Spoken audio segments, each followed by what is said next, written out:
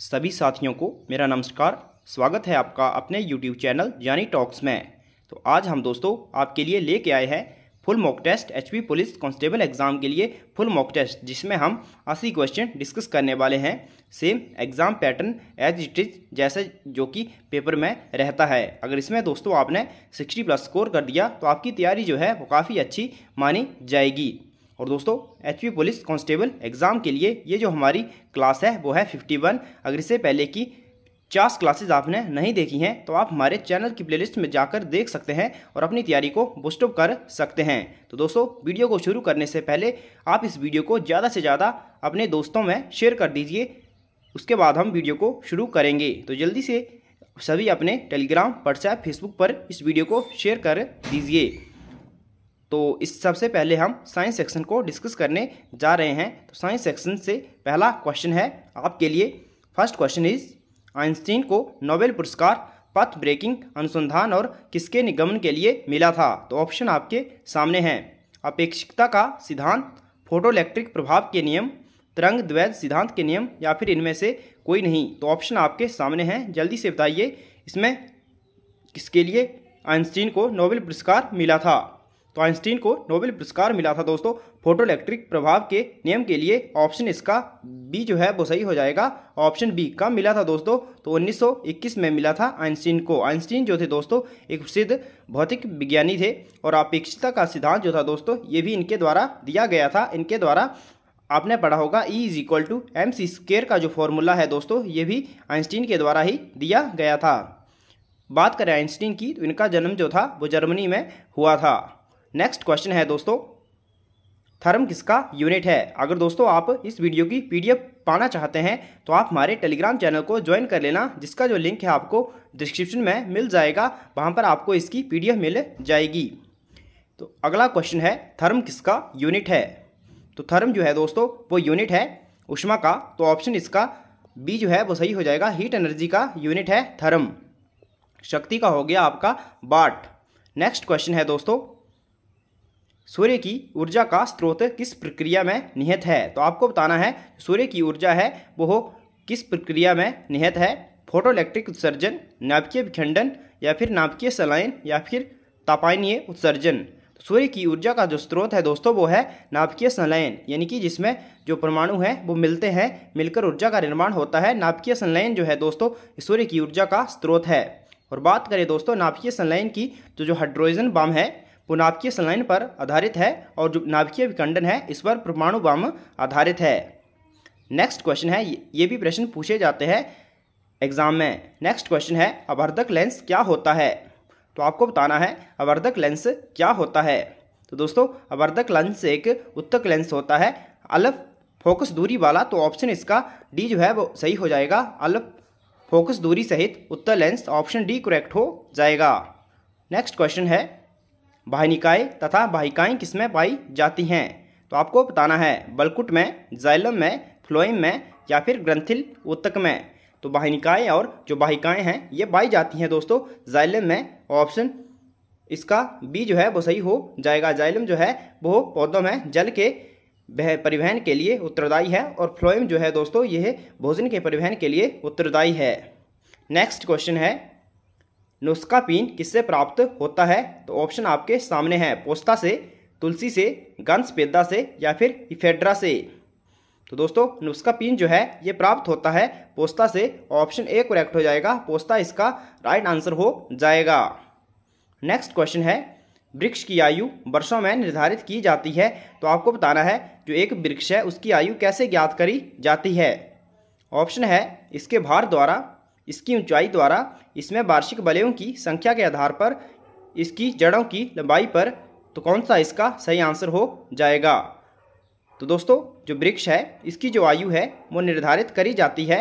Option इसका सी सही हो जाएगा। इसमें वार्षिक वलयों की संख्या के आधार पर वृक्षों की आयु जो है वो निर्धारित करी जाती है। अगला प्रश्न है निम्नलिखित में से कौन सा कवकनाशी है? ऑप्शन आपके सामने हैं DDT, बोड्रेक्स मिश्रण, काइटेनिन, या फिर इनमें से कोई नहीं। तो दोस्तों इनमें से जो कवकनाशी है वो है बोर्डेक्स मिश्रण। ऑप्शन इसका बी जो है वो सही हो जाएगा, बोर्डेक्स मिश्रण इसका सही आंसर हो जाएगा। तो दोस्तों साइंस सेक्शन हम डिस्कस कर चुके हैं 8 क्वेश्चन साइंस सेक्शन से। इसके आगे हम नेक्स्ट सेक्शन की ओर मूव करते हैं। तो अगली जो सेक्शन है वो है हिंदी सेक्शन, हम पूरा डिस्कस करने जा रहे हैं। मैंने बताया आपको 80 क्वेश्चन। फर्स्ट क्वेश्चन है हिंदी किस भाषा परिवार की भाषा है। ऑप्शन आपके सामने हैं, भारोपीय, द्रविड़, ऑस्ट्रिक या फिर चीनी तिब्बती। तो हिंदी भाषा जो है दोस्तों ये भारोपीय परिवार की भाषा है। ऑप्शन इसका ए करेक्ट हो जाएगा, ऑप्शन ए सही हो जाएगा। दोस्तों आप सभी के लिए महत्वपूर्ण सूचना है, अगर आप दोस्तों इसी तरह के मॉक टेस्ट चाहते हैं तो आप परीक्षा ऐप को डाउनलोड कर लेना और उसमें आपको मॉक टेस्ट मिल जाएंगे। आप कूपन कोड जानी50 यूज़ कर सकते हैं, जानी50 कूपन कोड यूज़ कर लेना, जिससे आपको 50% का डिस्काउंट मिल जाएगा और आपको 15 से 20 मॉक टेस्ट मिल जाएंगे आसानी से। तो दोस्तों जल्दी से जाइए, जो परीक्षा ऐप है इसका लिंक मैंने डिस्क्रिप्शन में दिया हुआ है, वहाँ से आप परीक्षा ऐप को डाउनलोड कर लेना और आपको आसानी से जो टेस्ट सीरीज़ है वो अवेलेबल हो जाएंगी। बिल्कुल एग्ज़ाम पैटर्न की तरह आपको वही टेस्ट सीरीज़ मिल जाएंगी।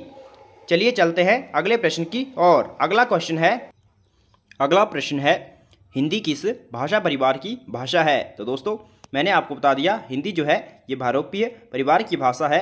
नेक्स्ट क्वेश्चन है भारत में सबसे अधिक बोली जाने वाली भाषा कौन सी है। तो आपको बताना है हिंदी, संस्कृत, तमिल या फिर उर्दू। तो काफ़ी आसान प्रश्न है।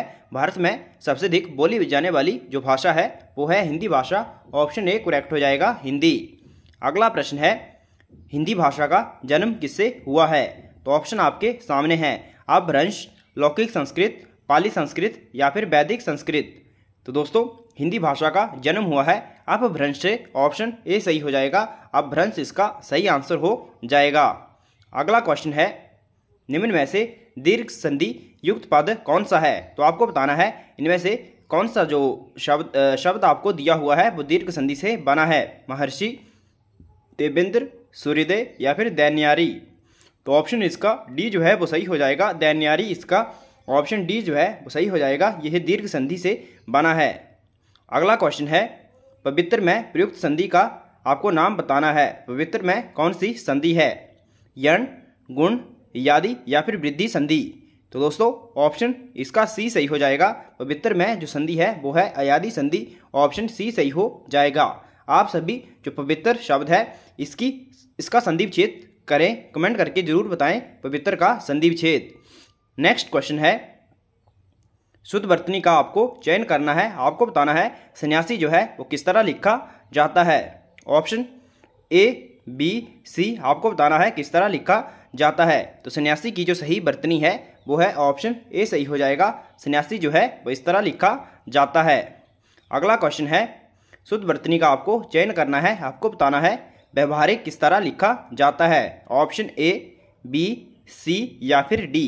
तो व्यवहारिक जो है इसकी सही वर्तनी है ऑप्शन बी, ऑप्शन बी सही हो जाएगा, व्यवहारिक किस तरह लिखा जाता है।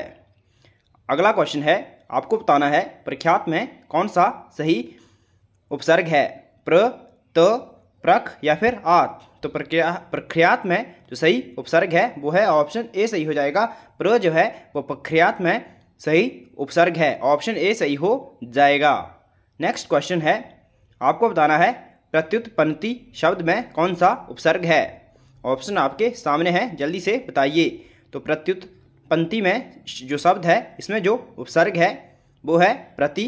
तो ऑप्शन इसका बी जो है वो सही हो जाएगा, प्रति इसका सही आंसर हो जाएगा। Next question. तो दोस्तों वीडियो मैं फास्ट बोल रहा हूं क्योंकि क्वेश्चन काफ़ी ज़्यादा हैं। अगर आपको वीडियो फास्ट लग रही है तो आप वीडियो को रोक कर अपना मॉक टेस्ट अपने आप को टेस्ट कर सकते हैं। अगला क्वेश्चन है देश प्रेम में आपको बताना है कौन सा समास है, अव्ययी भाव, तत्पुरुष, द्विगु या फिर बहुब्रीहि। तो देश प्रेम यानी कि देश के लिए प्रेम, ऑप्शन इसका बी सही हो जाएगा, तत्पुरुष समास। नेक्स्ट क्वेश्चन है दोस्तों परमेश्वर में कौन सा समास है, आपको बताना है। तो परमेश्वर में कौन सा समास है, ऑप्शन आपके सामने हैं। तो परमेश्वर में जो समास है वो है दोस्तों कर्मधारय समास, परम है जो ईश्वर, ऑप्शन बी सही हो जाएगा, कर्मधारय समास। नेक्स्ट क्वेश्चन है गौशाला में कौन सा समास है। ऑप्शन आपके सामने हैं तत्पुरुष, द्वंद्व, कर्मधारय या फिर द्विगु।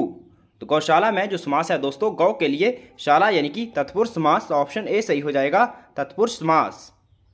नेक्स्ट क्वेश्चन है, उत्पत्ति के आधार पर शब्द के कितने भेद होते हैं? काफ़ी आसान प्रश्न है। ऑप्शन ए, बी, सी या फिर डी कौन सा सही होगा? तो ऑप्शन इसका बी सही हो जाएगा। 4 भेद होते हैं उत्पत्ति के आधार पर। कौन कौन से दोस्तों? तो तत्सम, तद्भव, देशज और विदेशज 4 उत्पत्ति के आधार पर शब्दों के भेद होते हैं और रचना के आधार पर 3 भेद होते हैं। नेक्स्ट क्वेश्चन, संस्कृत के ऐसे शब्द जिसे हम ज्यों का त्यों प्रयोग में लाते हैं क्या कहलाते हैं? तो पहले ही मैंने बताया उत्पत्ति के आधार पर शब्दों के 4 भेद हैं और ऐसे संस्कृत के शब्द जिन्हें हम ज्यों का त्यों प्रयोग करते हैं उन्हें तत्सम शब्द कहा जाता है। तो ऑप्शन ए जो है वो सही हो जाएगा, तत्सम। तत्सम यानी कि उसके समान। नेक्स्ट क्वेश्चन है दोस्तों, शब्द रचना के आधार पर बताइए कि कौन सा शब्द योग रूढ़ है? तो योग रूढ़ शब्द क्या होगा दोस्तों? एक तो यौगिक होगा लेकिन दूसरा जो होगा वो रूढ़ होगा। तो इसका जो ऑप्शन डी है, जलज जो है दोस्तों यह एक योग रूढ़ शब्द है। ऑप्शन डी सही हो जाएगा। ये बना है जल प्लस ज से, तो जो का कोई अर्थ नहीं है और जल जो है दोस्तों ये एक शब्द है। ऑप्शन डी सही हो जाएगा। नेक्स्ट क्वेश्चन है, निम्न में से आपको बताना है कौन सा इसमें रूढ़ शब्द है? तो इसमें जो रूढ़ शब्द है दोस्तों वो है वैभव। ऑप्शन डी इसका सही हो जाएगा, वैभव इसका सही आंसर हो जाएगा। नेक्स्ट क्वेश्चन है, तो दोस्तों हिंदी सेक्शन जो है वो कंप्लीट हो चुकी है। अब आपके लिए इंग्लिश सेक्शन है। तो आपके कितने प्रश्न सही हुए इन दोनों सेक्शन में से कमेंट करके ज़रूर बताएं। नेक्स्ट क्वेश्चन है, I am very happy dash dash in India, I really miss being there. तो आपको बताना है इसमें क्या आएगा? To live, to have lived, to be lived या फिर टू बी लिविंग। तो आपको बताना है इसका सही आंसर क्या होगा। तो इसका जो सही आंसर होगा ऑप्शन बी सही हो जाएगा, to have lived. Option B सही हो जाएगा। तो मैंने बता दिया दोस्तों, अगर आपको इसकी पीडीएफ चाहिए तो आप हमारे टेलीग्राम चैनल को ज्वाइन कर लें, जिसका लिंक आपको डिस्क्रिप्शन में या फिर मैं कमेंट में भी पिन कर दूंगा। तो जल्दी से जाना, वहाँ से डाउनलोड कर लेना। और अगर ऐसी ही आपको टेस्ट सीरीज चाहिए तो परीक्षा ऐप को डाउनलोड करें और कूपन कोड जानी50 यूज़ करें। जानी50 यूज़ करने से आपको 50% का डिस्काउंट मिल जाएगा और ये जो टेस्ट सीरीज़ है आपको बहुत ही कम कीमत पर आपको अवेलेबल हो जाएंगी। नेक्स्ट क्वेश्चन है, they did not reach an agreement dash dash their differences.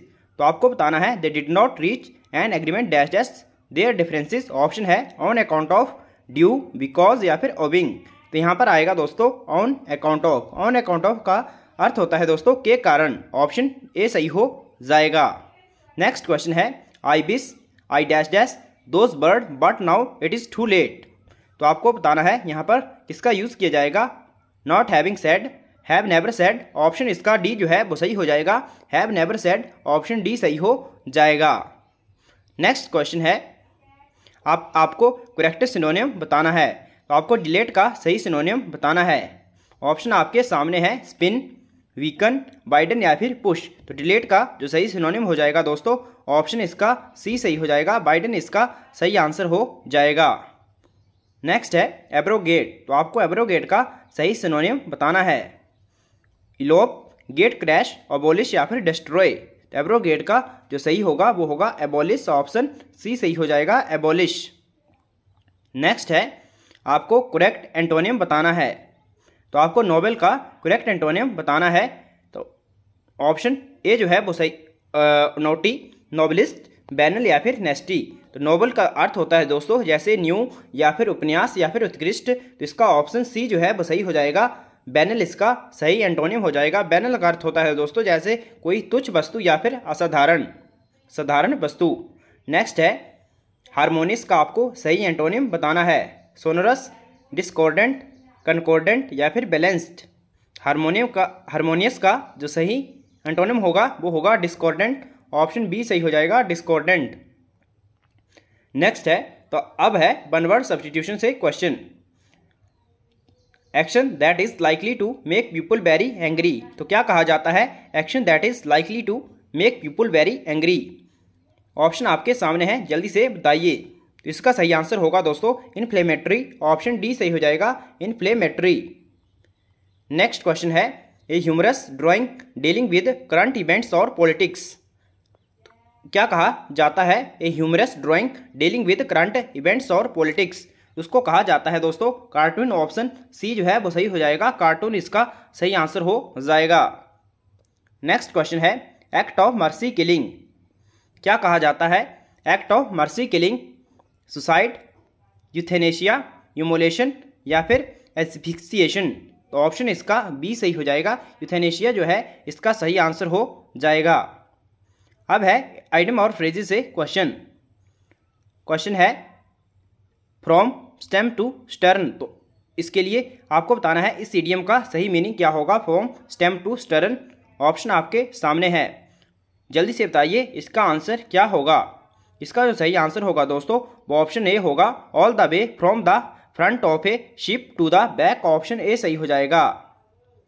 Next question है ओवर एग द पुडिंग। तो आपको बताना है इस इडियम का सही meaning, over egg the pudding. तो इसका सही मीनिंग क्या होगा? तो इसका जो सही मीनिंग होगा ऑप्शन ए सही हो जाएगा, add unnecessary details to make something seem better और वर्स। ऑप्शन ए सही हो जाएगा। नेक्स्ट है turn over a new leaf. तो आपको बताना है इसका सही आंसर क्या होगा, इस इडियम का सही meaning, change one's behaviour for the better या फिर read between the pages of a book, do a somersault या फिर डू ए न्यू जॉब। तो दोस्तों इसका जो सही आंसर होगा ऑप्शन ए इसका सही हो जाएगा, change one's behaviour for the better. Option A सही हो जाएगा। नेक्स्ट क्वेश्चन है चूज द इनकरेक्ट ऑप्शन। तो आपको बताना है इसमें इनकरेक्ट स्पेलिंग कौन सी है। ऑप्शन आपके सामने हैं, तो ऑप्शन इसका जो ए है वो सही हो जाएगा दोस्तों। ए जो है वो ये है गलत स्पेलिंग है, इनकरेक्ट है, बाकी सभी करेक्ट हैं, तो ऑप्शन ए सही हो जाएगा। नेक्स्ट है चूज द इनकरेक्ट ऑप्शन। तो आपको इसमें इनकरेक्ट स्पेलिंग बतानी है, इसमें कौन सी इनकरेक्ट स्पेलिंग है। तो ऑप्शन इसका जो सी है वो सही हो जाएगा, डिफर इसका गलत है, बाकी जो सभी हैं वो सही हैं, यहाँ पर डबल एफ का प्रयोग किया जाएगा। नेक्स्ट क्वेश्चन है दोस्तों, अब जीके सेक्शन है, इंग्लिश सेक्शन भी कंप्लीट हो चुकी है। फर्स्ट क्वेश्चन हिमाचल जीके से है, आपको बताना है चंद्रकूप झील कौन से ज़िले में है। ऑप्शन आपके सामने है किन्नौर, चंबा, कुल्लू, मंडी। तो चंद्रकूप जो झील है ये है दोस्तों चंबा ज़िले में। ऑप्शन बी सही हो जाएगा, चंबा।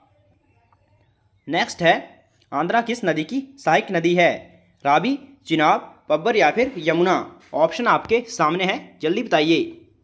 तो आंध्रा जो है दोस्तों ये नदी सहायक नदी है पब्बर रिवर की। ऑप्शन सी जो है वो सही हो जाएगा, और पब्बर जो है वो यमुना की सहायक नदी है। अगर यहाँ पर पब्बर नहीं होता तो यमुना इसका आंसर होना था।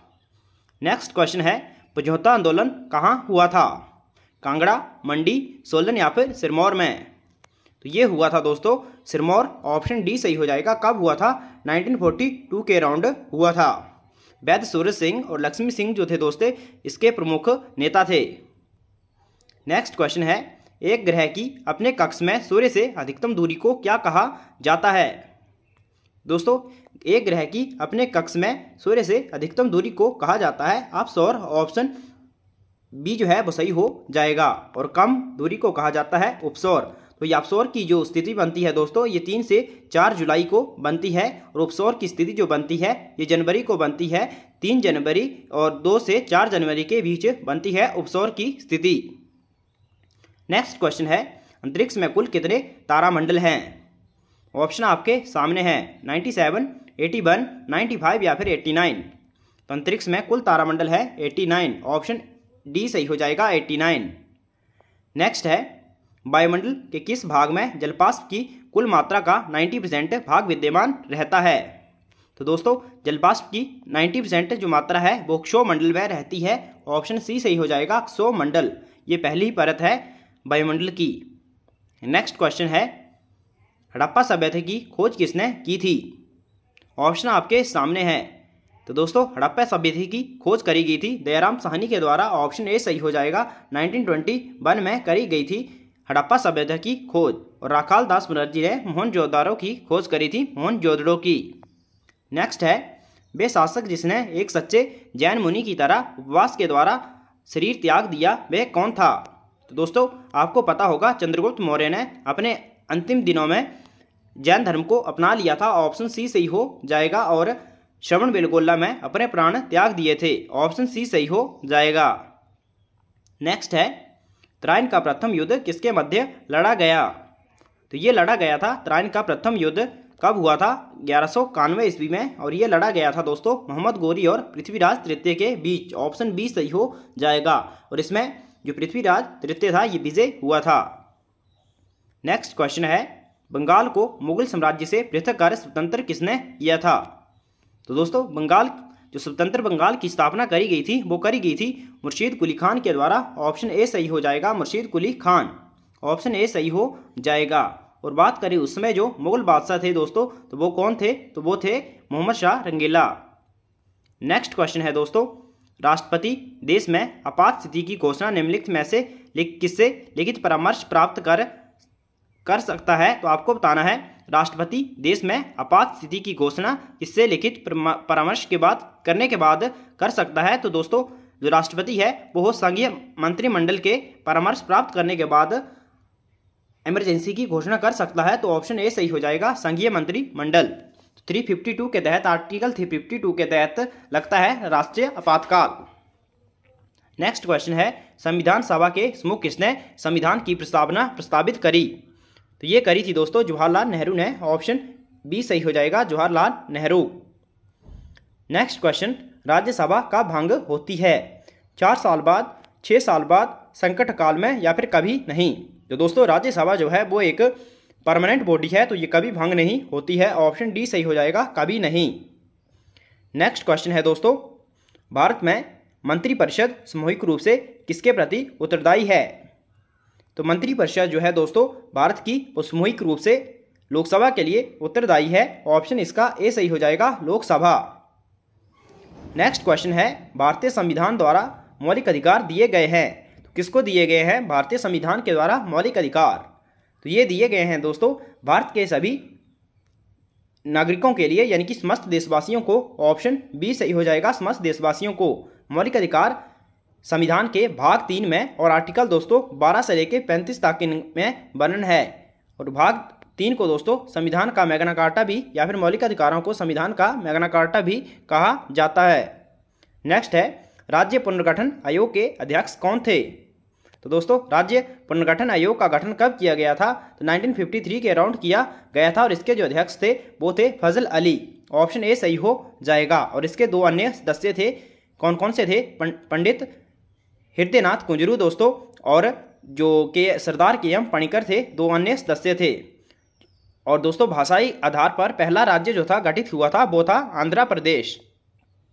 नेक्स्ट क्वेश्चन है, कंप्यूटर साक्षरता दिवस कब मनाया जाता है?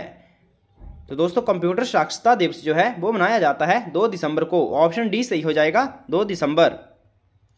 नेक्स्ट है, सीपीयू का पूर्ण स्वरूप क्या है? तो कंप्यूटर से भी एचपी पुलिस कांस्टेबल एग्जाम में क्वेश्चन पूछा जाता है। तो सीपीयू की जो फुल फॉर्म है वो है central processing unit. Option A सही हो जाएगा। और सीपीयू को कंप्यूटर का ब्रेन कहा जाता है। तो दोस्तों इंग्लिश और जीके सेक्शन भी कंप्लीट हो चुका है। अब है रीजनिंग की बारी। तो दोस्तों यहाँ पर आपको पजल दी हुई है, तो सबसे पहले आपने इस पजल को पढ़ना है। पजल आपके सामने है, तो वीडियो को आप पॉज कर सकते हैं और इस पजल को ध्यान से पढ़िए। इसका सही आंसर क्या होगा? एक ही सप्ताह के रविवार से शनिवार तक 7 अलग अलग प्रोफेसरों द्वारा आयोजित 7 लेक्चर हैं। वाई के पहले कम से कम 4 प्रोफेसर लेक्चर लेते हैं, तो 2 प्रोफेसर जेड और वाई के बीच लेक्चर लेते हैं। जेड के बाद लेक्चर की संख्या के लेक्चर से पहले लेक्चर लेने वाले प्रोफेसरों की संख्या के बराबर है। एक्स जे के लेक्चर के ठीक पहले लेक्चर देता है। वाई रविवार को लेक्चर नहीं देता है। आर डब्ल्यू के लेक्चर के बाद लेक्चर लेता है। तो आपने पजल पढ़ ली होगी दोस्तों, आप पजल को सॉल्व कर लेना। मैं इसका सीधा आंसर बताऊंगा आपको।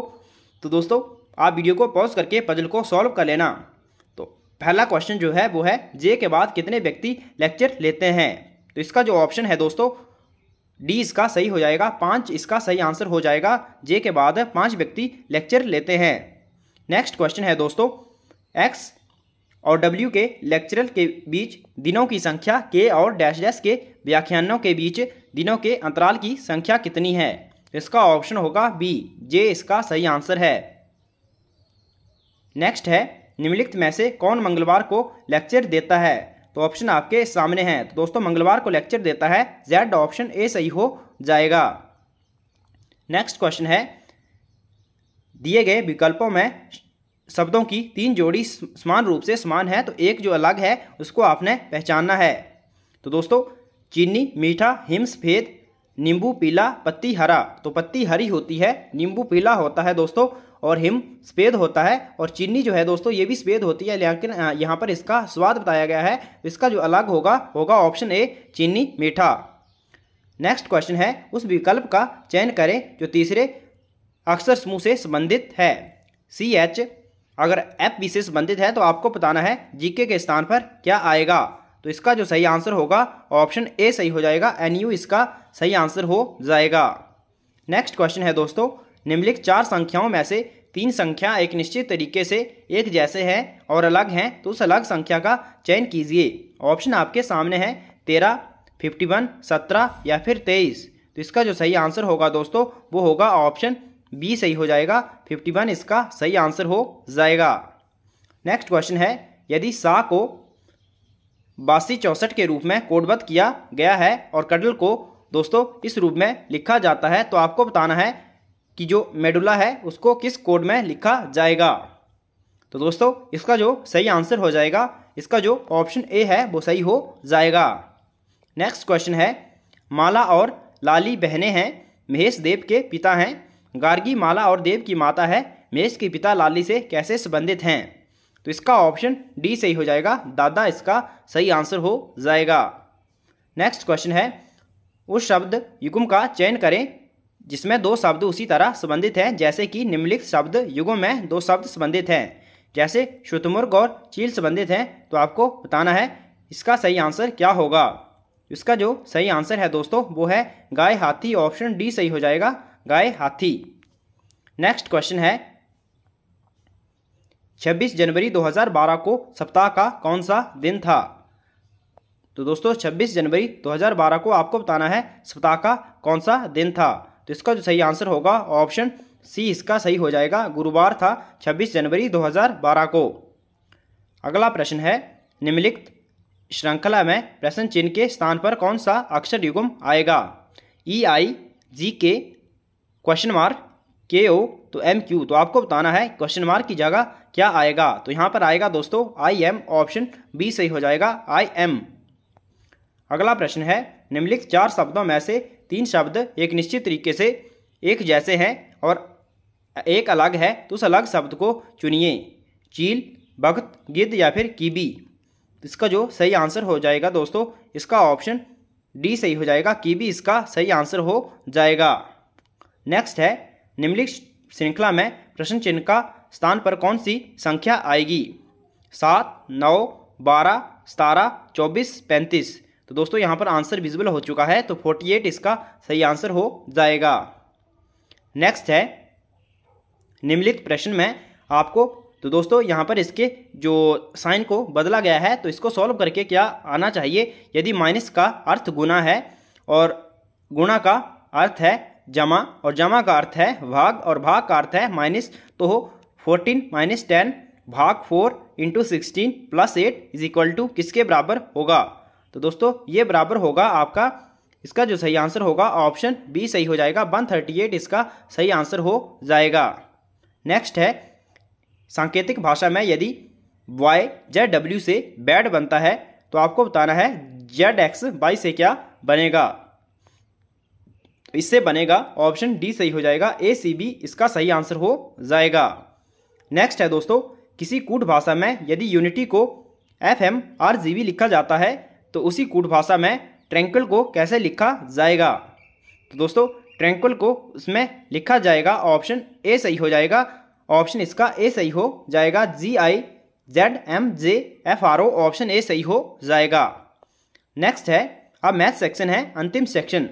तो दोस्तों ए अकेला किसी कार्य को 18 दिन में तथा बी इसे 15 दिन में पूरा कर सकता है, बी ने इस पर 10 दिन कार्य करके छोड़ दिया तो आपको बताना है शेष ए अकेला कितने दिनों में इस कार्य को पूरा करेगा। तो टाइम एंड वर्क से ये क्वेश्चन है। अगर ए 18 दिन में करता है, बी 15 दिन में करता है और बी ने उसी काम को दोस्तों 10 दिन किया और उसके बाद छोड़ दिया तो आपको बताएगा जो शेष कार्य है वो ए कितने दिनों में पूरा करेगा। तो इसका सही आंसर होगा दोस्तों ऑप्शन सी सही हो जाएगा, 6 दिनों में। नेक्स्ट क्वेश्चन है 16,000 का 20% वार्षिक दर से आपको बताना है 9 माह का चक्रवृद्धि ब्याज कितना होगा जबकि ब्याज त्रैमासिक संयोजित हो, तो आपको इसका कंपाउंड इंटरेस्ट बताना है। तो दोस्तों 16,000 का 20% वार्षिक दर से 9 माह का चक्रवृद्धि ब्याज कितना होगा? ऑप्शन इसका जो सही आंसर हो जाएगा दोस्तों वो हो जाएगा ऑप्शन सी 2522 इसका सही आंसर हो जाएगा। नेक्स्ट है, एक कार पहले 35 किलोमीटर की यात्रा 45 मिनट में तथा शेष यात्रा 69 किलोमीटर दोस्तों 75 मिनट में तय करती है, तो आपको कार की औसत गति बतानी है। तो इसमें आपको औसत गति का दोस्तों फॉर्मूला आना चाहिए और काफ़ी इजी क्वेश्चन है, पिछली वीडियो में मैंने आपको बताया था। इसका जो सही आंसर हो जाएगा दोस्तों, इसका सही आंसर हो जाएगा ऑप्शन सी यानी कि 52 किलोमीटर पर हावर। नेक्स्ट क्वेश्चन है, निम्नलिखित संख्याओं का औसत कितना है? तो दोस्तों 76, 48, 84, 66, 70 और 64, तो काफ़ी इजी क्वेश्चन है। तो दोस्तों इसका सही आंसर होगा ऑप्शन बी। सभी संख्याओं को जोड़ेंगे और उसके बाद 6 से डिवाइड कर देंगे, जितनी संख्या है तो उसका औसत आ जाएगा। नेक्स्ट क्वेश्चन है, 160 का 45% प्लस 250 का 14% इज इक्वल टू -3। तो क्वेश्चन मार्क के स्थान पर आपको बताना है यहाँ पर क्या आएगा। तो दोस्तों इसका जो सही आंसर हो जाएगा ऑप्शन सी सही हो जाएगा, 130 इसका सही आंसर हो जाएगा। नेक्स्ट है, एक कुर्सी को 720 रुपये में बेचने पर दुकानदार को 25% की हानि होती है, वे इस कुर्सी को कितने रुपए में बेचे कि उसे 25% का लाभ हो? तो दोस्तों 720 में बेचने पर 25% की हानि होती है और अगर उसने 25% लाभ कमाना है 25%, तो आपको बताना है वो उसको कुर्सी कितने में बेचने पड़ेगी। तो 720 जो है दोस्तों ये वैल्यू 75% के बराबर है, तो यहाँ पर आपको 125% की वैल्यू निकालनी है। तो इसका जो सही आंसर होगा दोस्तों वो होगा ऑप्शन ए सही हो जाएगा 1200। नेक्स्ट क्वेश्चन है दोस्तों, दो हवाई जहाज़ों की गतियों का अनुपात जो है 7:15 है। यदि पहला हवाई जहाज़ 3 घंटों में 1050 किलोमीटर दूरी तय करता है तो दूसरे हवाई जहाज़ की गति क्या है? तो दोस्तों 3 घंटों में पहला हवाई जहाज़ 1050 किलोमीटर की दूरी तय करता है, तो दूसरे की आपको बतानी है। आपको गतियों का रेशो दिया हुआ है, अगर 3 घंटे में 1050 दूरी तय करता है पहला जहाज़ तो 1 घंटे में करेगा 350। तो 350 किसके बराबर है दोस्तों? 7 के बराबर है। तो काफ़ी आसान प्रश्न है दोस्तों, आप सॉल्व करिए। इसका सही आंसर होगा ऑप्शन डी 720 किलोमीटर प्रति घंटा। नेक्स्ट क्वेश्चन है और अंतिम क्वेश्चन है इस वीडियो का, दो पाइप क्रमशः 3 घंटे और 4 घंटे में एक टैंक को भर सकते हैं और एक पाइप इस टैंक को 2 घंटे में खाली कर सकता है। यदि तीनों पाइप को एक साथ खोल दिया जाता है तो दोस्तों टैंक कितने समय में भर जाएगा? Very very important question. तो इसका सही आंसर होगा दोस्तों ऑप्शन डी 12 घंटे। तो दोस्तों कैसी लगी आज की वीडियो? उम्मीद करता हूँ आपको वीडियो पसंद आई होगी। तो दोस्तों वीडियो को ज़्यादा से ज़्यादा शेयर करें। अगर चैनल पर पहली बार विजिट किए हो आप तो चैनल को जरूर सब्सक्राइब करें। Thanks for watching, God bless you all.